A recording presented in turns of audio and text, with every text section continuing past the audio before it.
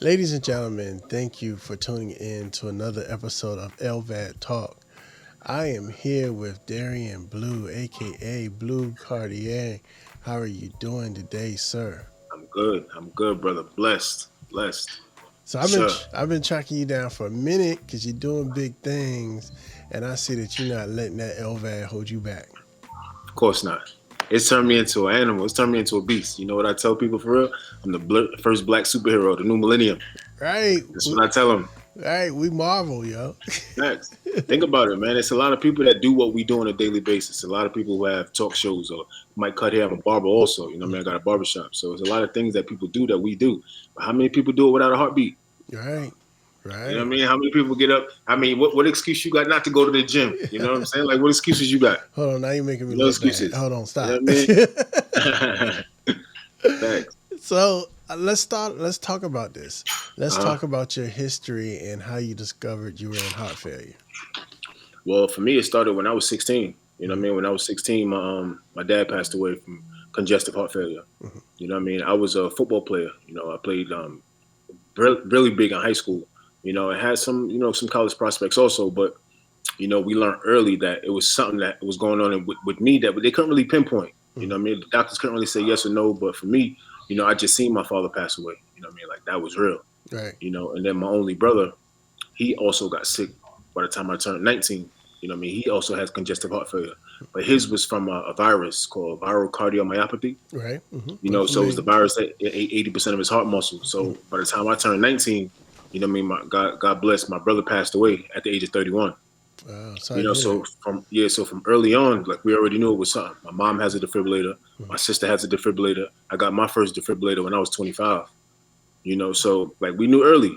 But as time went on, it just kind of progressed into this situation. It was a real situation. So bad.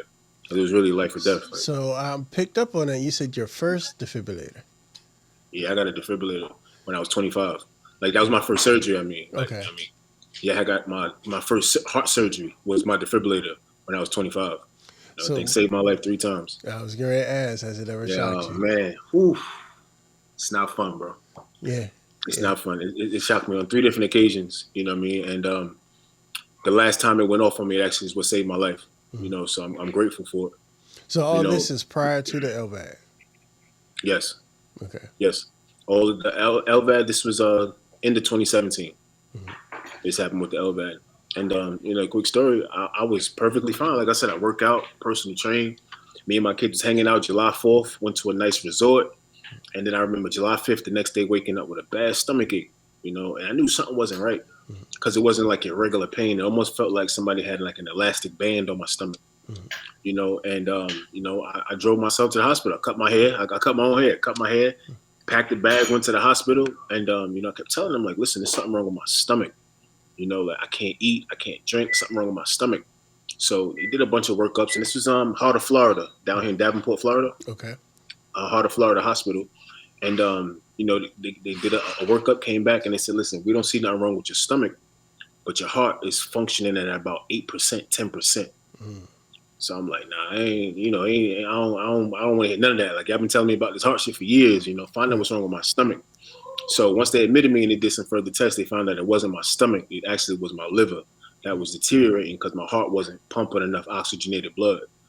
And I was in the hospital for about 4 days, and they came and told me that there was nothing they could do for me but make me comfortable, and pretty much like we writing you off, Mhm. and me and the doctor got into a real heated argument, because I felt like he didn't give me no hope. It almost came in there like it was real insensitive about the situation. Even when they told me like there was nothing they could do for me, it was almost like, well, next patient. You Mhm. know what I mean? Like, bro, you just told me it's over for me, and that's how you approached it. You know, and at the time, I didn't really have no family down here. So, I get on the phone. I'm calling my mom. She back home in New York. My sisters, everybody back home in New York, telling the news. Everybody start coming down. They start making their way down. Nobody really believed it. So, ironically, like I said, my defibrillator, which would save my life because me and this doctor is arguing. I mean, just imagine somebody tell you some news like that and you feel like they're being insensitive about the situation. So I'm going off, and my defibrillator went off on me while I was in the bed. Mhm. So when my defibrillator went off, my cardiologist came to the hospital. Mhm. Now my cardiologist is affiliated with my device. He's not affiliated with that hospital, so he never even knew I was there. Mhm. And he's actually the one that came down and said, listen, bro. And I told him, everything that was going on. He said, bro, if you stay here, you will die. I can promise you that. You're in the wrong place. It might say Heart of Florida on this wall, but you're in the worst place that you could possibly be going through this. And if you could hold on for a few days, like, I'm going to get you out of there. And we waited that weekend. That was a Friday, Saturday, Sunday. Monday morning, they came pick me up and transfer me to Tampa General. And the people saved my life, man. Like, by the time I got there, they had about 15 of the best specialists standing around waiting, because everybody on paper wanted to see, how do you have this kid 5'10", 5'11", 205 pounds, solid muscle with an ejection fraction at 10%. Mm-hmm. I had no symptoms, bro. I had no swelling. I had no shortness of breath. I was working out. I had a stomach ache is what drove me to the hospital.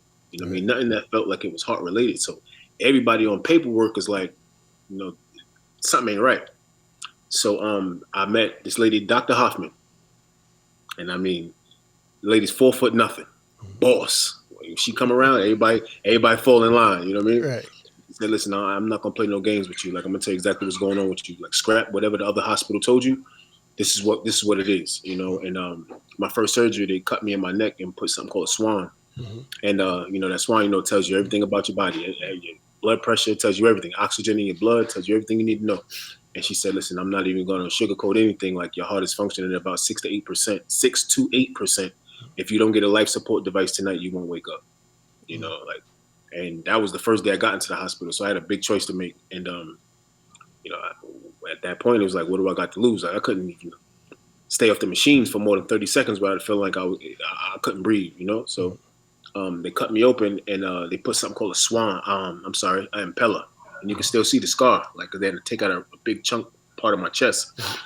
And they put the impeller in, and the next day, that's actually when my heart stopped beating. And I was on life support for about 4 days until they did, the rest of the workup. Mm-hmm. So other than pictures and videos, I really don't remember much of that process, because I was under for a majority of that. And I just remember my mom and everybody, saying, like, when I was under, like, how cold my body was, how I just didn't look like myself. And in the same breath, like, I felt it. It's hard to explain, but, like, if anybody's ever been in a position like that, like, you almost can see yourself, like, on the outside looking in, like, outside, like, out of body experience. Mm-hmm. You know what I mean? Like, if anybody's ever been through that, like, that's what I was going through. It's almost like I was watching somebody else's life, like, watching myself from somebody else's point of view, so to speak, and like I said, that was one of the most, the roughest times in my life, because it was so uncertain. I've never heard of an LVAD before that. Like, I don't know if anybody who has one knew of it. Most of us are like that, yeah. Yeah, I knew nothing about it. So, when they tried to explain it to me prior to, me going under, like, I'm like, listen, talk to them about it. Like, if they say it's okay, I'm the youngest of 9. I got 4 brothers, 4 sisters. Everybody's here. Like, talk to them. If they say it's cool, then let's just go ahead and do it. Mm-hmm. And they did the surgery. They did my workup, and 3 days later, I got cut open. They did the LVAD. I had a few complications. My first surgery, when I first got it done, they had nicked the artery. Mm-hmm. So actually, before I even woke up, they had to cart me back in and cut me open again and close it up. Mm-hmm. That was my first real complication, because that set me back a few days. Because the fluid, the blood had backed up into my lungs. I couldn't breathe. So there was another whole process of them having to go in with the chest tubes through the side, right, and draining it out. So, that was one of the biggest things I had to go through in my recovery, of the surgery or whatever. But overall, like I said, on a spiritual note, I'll be honest with you, bro, it wasn't at one point I was in the hospital that I said I wasn't gonna make it. Or I felt like I wasn't gonna make it. Like, I know they had us on, hella drugs when, they got us under, sedated. Right. I'm on fentanyl, I'm on Dilaudid. Yeah. They got us on everything. And, I knew they had me, pretty drugged up, but when I woke up, I was clear. Mm. I was clear. Like, I don't know if, can you hear me? Yeah, I hear you. Yeah. I don't, like, when I woke up, it's almost like I seen my past life, the life that I was living prior LVAD. I seen everything I was going through in the hospital. And I seen what I should be doing, all in one sequence, no particular order, just spots of things happening. So when I woke up, I couldn't tell you what God was telling me I should be doing or where this new path in my life was, or the people that I'm going to be meeting. But I knew everything that I wasn't supposed to be doing that led me here to get to where I'm at that point. So like I said, I was clear. So like everything that people see now on my Instagram and me reaching out, talking to people, like, I feel like that's my purpose. Like, why else did I go through this if that wasn't my purpose? You know, because when I talk to people, this is what I talk to people about. This is what my narrative is. You know, so I embrace it. And like I said, I I don't feel let it you stop on me from that. anything. I feel you I on don't that. let it stop Like, me from anything. so I grew up a church boy. My dad was a preacher. Spent my whole life in church. Right. I tell people all the time that was the first time that God clearly spoke to me, and I knew without a doubt it was Him speaking to me and letting me know, this is this is something that's going to take me on a greater path. Mm-hmm. Like I probably wouldn't be doing this right now Mm-hmm. if it wasn't for the LVAD. There's I no wouldn't reason for be us to be talking. right. I wouldn't be reaching out to people, and so it's kind of where He kind of chooses you to give you a certain mission, and you can't be upset about the what got you to that point. Mm-hmm. I tell everybody my LVAD. A lot of people are like, "Oh, I'm sorry." I was like, "No, don't be sorry." I'm sorry for me. Yeah. Right, because my Yeah. LVAD, it made me appreciate life a whole lot more. Mm-hmm. Because when you go through something like that, I don't know about you, but I appreciate every minute that I'm here now. Where Mm-hmm. sometimes you just take the simplest things for granted, Sure indeed. and it placed me where I am. It's giving me business opportunities. It's Mm-hmm. let me be a role model to my kids and to other people. I think it Mm-hmm. elevated me as a man. Mm-hmm. So I mean, don't cry for me. I'm doing all right. Facts. That's what I tell people. You better watch your cholesterol. Leave me alone. True indeed. And that's another thing, like, you know, it changes your entire outlook on life because you realize like you have a second chance, Mhm. you know, and you know, for us, I think it's a little more special because we didn't do anything to deserve this condition. You feel me? It isn't like this was something that changed our life from a something we were doing wrong. We weren't drunk driving and got into an accident and said, "Oh, we're gonna change our life now. Right, We're on a different right. path." You feel me? Like we wasn't gang banging and got shot and said, "Oh, I'm gonna change my life around now." Like, you know, this is something that was a bad hand that we was just dealt. You know, and you just got to deal with it. You don't know where it's gonna come from, how it's gonna happen. And like I said, I dealt with it twice with my brother and my father both passing away from the same condition. You know, so like going in mentally, I was already beat down a little bit. You know, like against the odds type. You know, and I went into the hospital at 31 years old. That's the age that my brother was when he passed away. You know, so and my dad was only 53 when he passed away. You know, so like going in, you know, I was real heavy on myself, but I just got to a point where I just said like, once I'm able to breathe on my own again and I can breathe deep, like ain't nobody gonna be able to stop me. If I get when I get through this, it's gonna turn me into a completely different person because nobody's gonna have my story now. I've been doing music. I've been doing music 10 plus years, you know, but I always said I don't want to be a rapper. I don't want to be some guy jumping around on stage. I just want to be able to tell my story through music to reach a demographic of people I can't just talk to, you know, and that's always been my mission. That's always been my story. So going through something like this, I reach a different demographic of people. Like you can feel what I'm saying. I don't want to make music you just hear. I want to make music that you feel. You get goosebumps when you can see it. See what I'm going through in the hospital. See me sitting there and coughing up blood. Like it's just that's what I want to give people the real. You know what I mean? I think that's what a lot of it, you know, it lacks nowadays, especially. Everything is so right now, 30-second this, 1 minute this, 30-second this, you know, and just trying to bring the real back. And there's a lot of people who I understand that can follow what you're doing. You know what I mean? This is a big platform. Like, I'm so glad that there's somebody that's bringing awareness to this. A lot of people don't even know. You know, they just think it's some fancy bag that we wear, some fashion. Right, You know, like this is a heart. We're wearing a heart on our sleeve for real. right, You know, right. like it's that. It's real like that. But don't get me wrong, I will swag my bag up though. Oh yeah, you already know about it. You see me on IG. You already know. I got like 3 different ones, like MCM straps. Like we gonna make it Yeah. look fly. I'm Yeah, gonna, we gonna make it look fly. hold on, let me show you something real quick. I got 2 of these, and this is my favorite of all time. Got dog hair on this one. Mm-hmm. Oh, is Yep. the camera catching it? Yeah, and I said the Supreme joint. Yep. Yeah, but this joint, you see how Yep. wide it is? Mm-hmm. It's like they knew. It's a nice Like, bag. and you Yeah, can that's a flip nice it over. bag. So my problem with a lot of the I need bags one of is they those. don't have the double zipper. So this way, no matter which way Yeah, your when you cord zip it. is, yeah, Mm-hmm. Mm-hmm. yeah, this is the Yeah. perfect. And then you got the strap on the back, so you could just make it. You can Yeah, I make it gotta a get one of those. yeah. Yeah, I gotta get one of those because that's the hardest thing, finding that zip on the inside. Man, I was trying. So I was trying. The first thing I was like, I want a Louis bag, And we Nope, they don't zip make the other way. right, right. They It's zip the the other opposite way. way. I already tried it. I already tried it. I got one Gucci bag that I turned around and just zip it. You just can't see no logos or nothing because I got the bag backwards. Uh-huh. Like that's it. Like they don't make them that way. Yeah, man. So what was your recovery like, especially since you already, I can tell from talking to you, you already had a passion and you were ready to get hmm up when it was done. How long was it before that happened, and how long were you in the hospital after your surgery? I was in the hospital 11 days Mm-hmm. after my surgery. It was a lot of complications. I couldn't breathe on my own. It was real short breaths. I had blood that had backed into my lungs, and it was really stopping me from breathing to where they originally thought they were going to have to open me up again and go drain it out manually.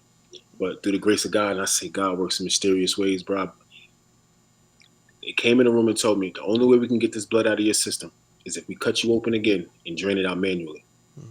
I mean, I cried. They had already cut me open twice because when they had nicked the artery. They're telling me, risk of infection and all of this stuff they're telling me. So I get on the phone, I call my mom, everybody's crying. I'm like, listen, I'm gonna be strong for y'all this time. You know what I mean? Y'all been strong for me this whole process. This is what I gotta do to breathe. This is what I gotta do. They came in my room that night and they checked my INR. They want your INR pretty much, 2.5, Mm-hmm. 2.7. So they said, listen, we want your INR a little bit low because going in for the surgery, we want you to be able to heal up a little bit quicker. Mm-hmm. I was at 2.7 that night. I don't know what happened, bro, but when they came in my room 7 o'clock that morning, I was at 4.1. Mm-hmm. They said, listen, this blood is way too thin. We can't do the surgery. Mm-hmm. They put me on a heparin drip, trying to spin. They did the heparin, not heparin. What is it called? When they try to thicken up the blood, I forgot exactly what it is, but that was the process that was going through. They said, listen, we'll run it for one more day, and we'll see if we can thicken it up again. Checked it the next day, it was at 4.0. They said, listen, we're not going to do the surgery. We're going to go alternate, which is chest tubes, which hurt like hell. They did it right in my bed, but I didn't have to get cut open again. You know what I mean? And we kept saying, like, how did my INR jump like that when y'all knew I was going for the surgery? Like, it was just crazy, but it was like God just saying, like, no, that's not the route y'all need to go. Mm-hmm. That's the simple route. No, this is what y'all need to do, and this is the safer route. Mm-hmm. And that's what happened. And I was in the hospital about 11 days after that. And when I told you, bro, when I was able to breathe again, I lost a total of 65 pounds when I was in the hospital. Mm-hmm. I went from about 220 to about 160, 170. I was real weak in my body. But up here, I was back on the football field. I felt like I was in high school again. Like I felt good. You know what I mean? Just my body was weak. So it took me about 3 months, I would say. 3 months I was back in the gym. 3 months I was at about 190, 195. Like if you go down to my Instagram pictures around that time, like early in my pictures, you can start seeing a transformation. And I lost so much weight, so I was thin. So putting on 5-10 pounds of muscle, I just looked like I've been working out my whole life. Right. And I kind of, I fell in love with that. I fell in love with that lean look again. Mm-hmm. It just drove me. It just drove me and kept going. I haven't had no issues since. I haven't had no infections, no problems with my medications, no side effects. I cut down. I'll be honest with you. I hope my doctors ain't watching this, but I cut down on a lot of my own medications, doing my own research. Me and my closest friend, she's an RN, so it's a lot of things doctors were telling me, and I'm listening to y'all are doctors, but I know my body at the end of the day, and me and my doctors, we have an understanding. We used to bump heads in the beginning because it's almost like, you're supposed to listen to them. They're your parents. Right. If they tell you to take this, you take this. And if the side effects, then we'll give you something else for those side effects. And nah, bro, like since the start of this process, we've realized that my body is different from any other patient y'all have. Mm-hmm. Don't treat me like every other patient you have. It's that simple. Treat me accordingly to what I got going on. And they was giving me all these medications to lower my blood pressure. And I'm telling them it's dropping. Oh, no, but you need to do that. No, I'm telling you this making me feel weak. I'm telling you when I wake up in the morning, I don't feel good. I'm telling you this. Oh, no, you just got to keep taking. You'll get used to it. All right. Did my own research. Started finding out what cannabis really does for the human body. Mm-hmm. The oils. It's a lot of different things that people can take it in a lot of different ways. Mm-hmm. Changing your diet, what food does, the intake of water. I've been in the hospital twice for dehydration. And it's because I work out and move around so much without taking enough fluid. Right. Our machine is pumping. I don't know what yours is set at, but my machine is set at 3260. Mm-hmm. I'm at 3,260 RPMs. So it's normal heart is only 2,400. So they got me set 1.5 times fast. So they feel like I be on speed all day. You know what I mean? So sometimes I forget to drink, but that's been the only issue that I've had. It's other than that, I just can't get in the water. That's the only thing the LVAD stopped me from doing. We can't be submerged in water, but yeah. I'll be honest. Funny story. Sunday for Father's Day, I went on a dirt bike trail. My son four-wheeling and flipped off a four-wheeler, bro.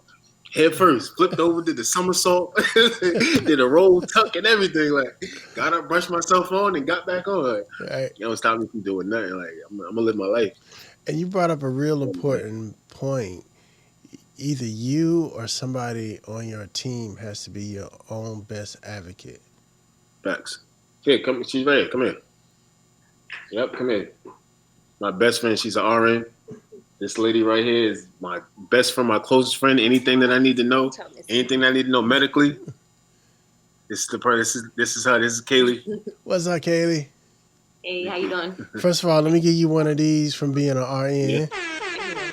Oh, shout out. Yeah. Because when you go through something like this, you realize doctors, yes, we need doctors, but it's the RNs that do the real work. It was an RN that got me up and walking. It was an RN that, mentally got me prepared to get out the bed.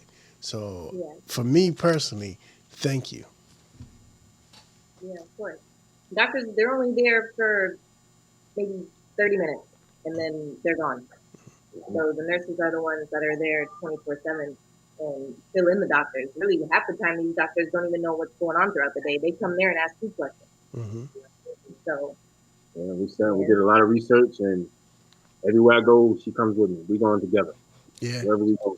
Because you're on the front lines. Mm-hmm. Yeah, definitely. So I appreciate you. So thank you from me. No problem. All right. So we mentioned that some of the other things that you do, and you talked about your music. And a lot of times with these interviews, I want people to know that we are more than just a LVAD. We are more than just heart failure. And you can't let that hold you down and stop you.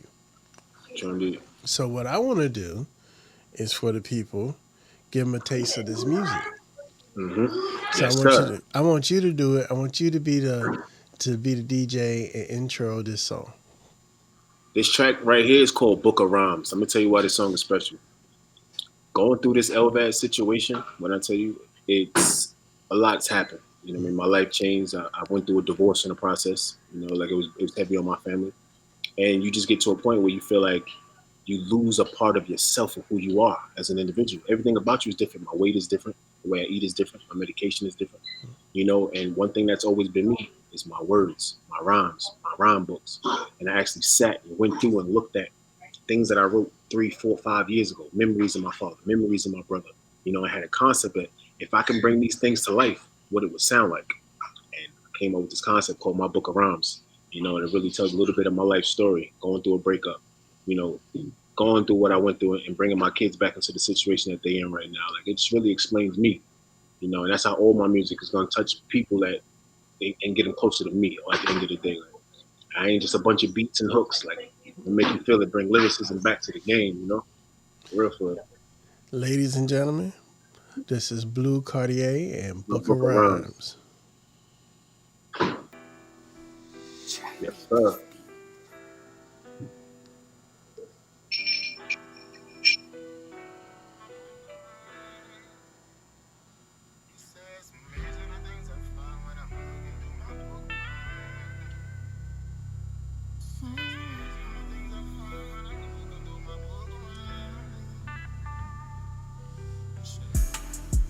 As I'm looking through my book of rhymes, this shit is amazing, the things I find as I'm looking through my book of rhymes. Saying this shit is crazy as I'm tearing out these pages in my book of rhymes. I'm just thanking God that he saved me as I'm sifting through these pages in my book of rhymes. Check, this is a story so untold. Told if it don't make you strong, it's gonna make you fold. All the love I had, I lost, and it just made me cold. But all these problems I ain't heard of.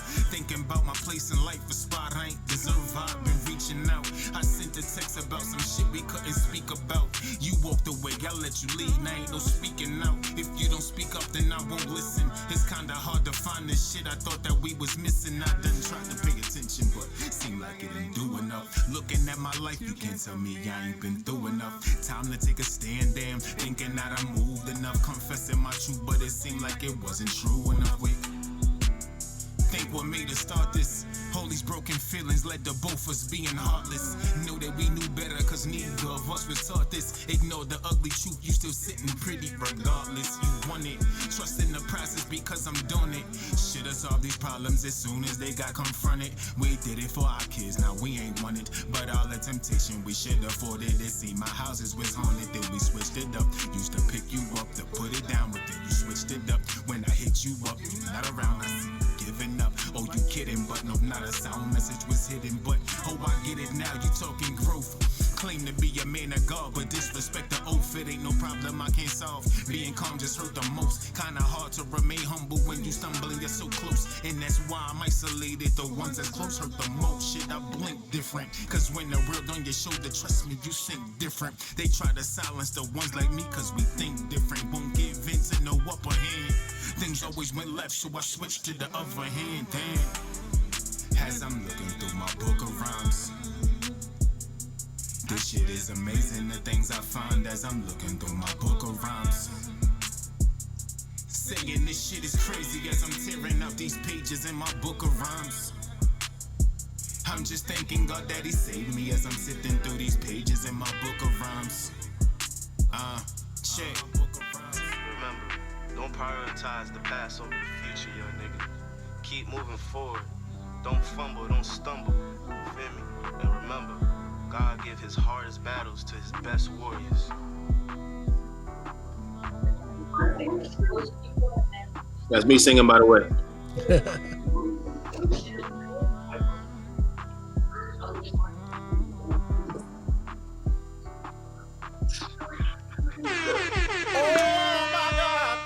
Yes, sir. That was dope, bro. That was dope. So Yeah, that's just one of many. the bionic MC. Yes, sir. The bionic barber. You got to see my barbershop game too. You know what I mean? My barbershop Instagram. I added in the chat. And man, if anybody want to go check out one of the flyest barbers out here. Let me see if I can see that.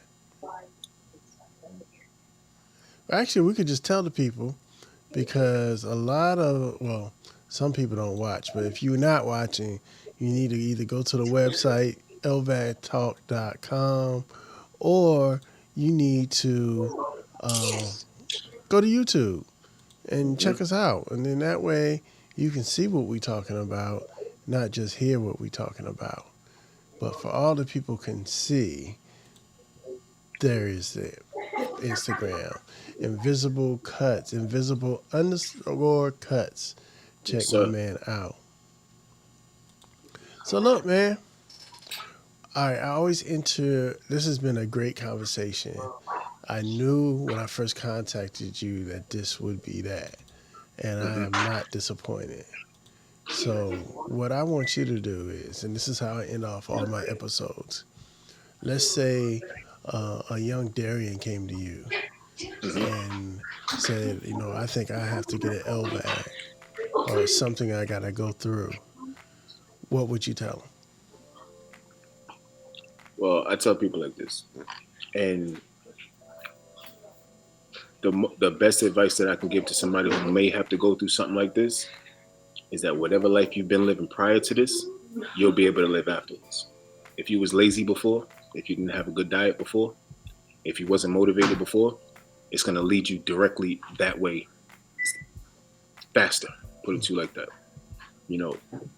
Going through something like this, there's so many positives that's come out of it that I've seen now. I couldn't see it when I was going through it. I couldn't see it if I was talking to a younger me. I wouldn't be able to see no positives into charging yourself up, hooking yourself to a wall every night so your batteries don't die. Remember that when you go on long car rides, you got to make sure your batteries is changed and you got your extra controllers. Like, I couldn't see the positive in none of these things. But it's almost turned me into a celebrity by accident.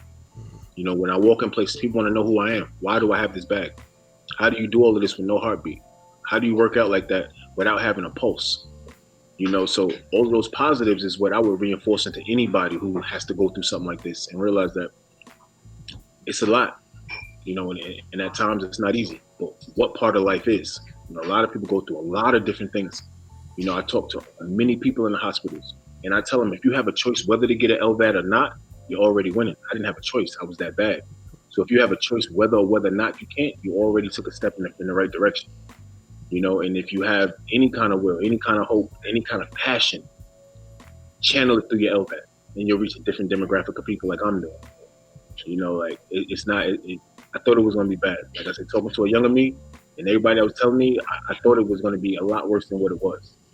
But like I said, it's turned me into a superhero by accident, bro. And I got a lot to say. I got a lot to talk about. And I'm going through. We're going through. We're getting. You know, we want to touch everybody in the process. You know, it's made me different. And like I said, it's turned me into an animal. It takes somebody, you know, approximately 30 minutes on a treadmill, 45 minutes on a treadmill to get their heart rate up to 3260. Mm-hmm. I'm able to walk around like that by accident because they set my device at that because I'm physically so strong. You know, so when I wake up at 3260. I come downstairs, I'm eating breakfast at 3260. I'm running the gym, I'm at 3260. Everything I'm doing, I'm at 3260. Who could say they can do that? Mm-hmm. You know, who can say they can do that? And unfortunately, it's an unfortunate situation that gave me this superpower, but I got it. You know, Spider-Man had to get bit by a spider before he shot his web. Right. Yeah, that's just what it is. So how can everybody get in touch with you? What's your socials? How can they catch Mr. Blue Cartier? You know, believe it or not, I'm old school. I'll put my number right here. I talk on the phone for real. You know, I'm old, so I like to reach up people. I like to talk to people. You can FaceTime me. You know what I mean? I'm sitting in front of a ring light 80% of my day too. You know, I really like for people to see, like that guy on Instagram, I can pick up the phone and call him. Mm-hmm. You know, he's not some profile. And that's the problem with, you know, today's generation. People aren't people anymore. They're profiles. Mm-hmm. You know, so you can kind of make an assumption on what you're seeing versus being able to interact with that person. You know, so if anybody wants to get in contact with me, especially you want to have these type of talks, like I'll leave all my information. You know what I mean? Like I'm a public figure when it comes to that. I'm not afraid for people to call me. I determine what we talk about. You know, like a lot of people won't call you for whatever. But like if it's real, like you can reach me. Give it out. Let them know. Yes, sir. My they can't see it on the chat. But anybody, like I said, my Instagram, I got two of them. My personal page is at BLU_CARTI3R. That's my personal page. And my barbershop page is at Invisible Cuts, invisible_CUTZ. Yes, sir.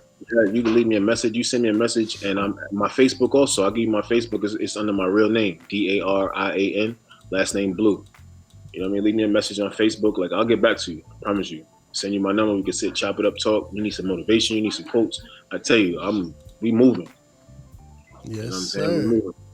We moving. Ain't no time to be sitting around people wanting to don't have no sympathy for me. I promise I'll live a good life.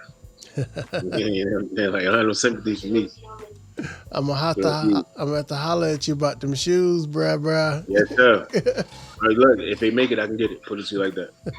Fashion is my business. So, ladies and gentlemen, thank you for listening to another episode of LVAD Talk. So things have changed. I don't have to give you all of the where you can find me and where everything's at. Just go to LVADtalk.com.